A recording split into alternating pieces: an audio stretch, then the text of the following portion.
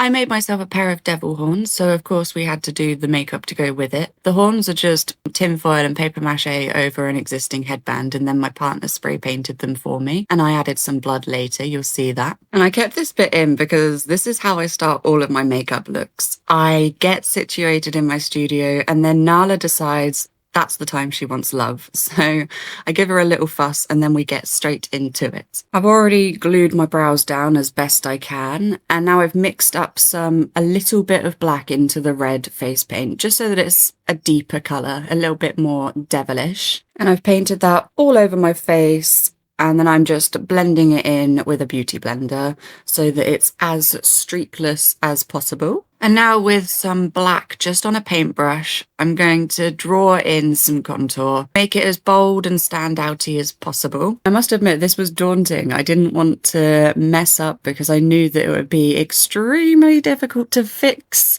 if I did. Red and black are two of the most notoriously hard colours to work with.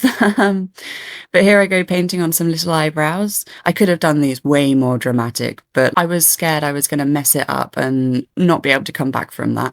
Doing this contour, I switched between two brushes. I have the black brush for my contour and then a red brush so that I can tap that against the line of the black contour. And I found that it feathered it out nicely without disrupting too much of what I'd popped there. And for my cheeks, I dragged this black down as much as I could, and then I'd take a blender just to diffuse the black pigment a little bit more and give me that shadow in that section of my face. When that's done, I'm going around and presetting my face with eyeshadows. So I'm using red eyeshadow for the red parts of my face, and then black eyeshadow on the black parts of my face, and just to add some extra shadows in where I want them. I'm holding the brush as lightly as possible so that the least amount of pigment gets deposited, so I have the most amount of control. And I found this really helped add some definition into my contoured lines. And while we have the eyeshadow out, I'm going to add some contour to the top of my forehead, just drag that down a little bit. Use the fallout to add some smokiness to the red. And I'm going to add some tears because why not? This look is already a lot, so why not add more? So I'm painting on the base of the tears with the same colour that I used as the base of my face paint.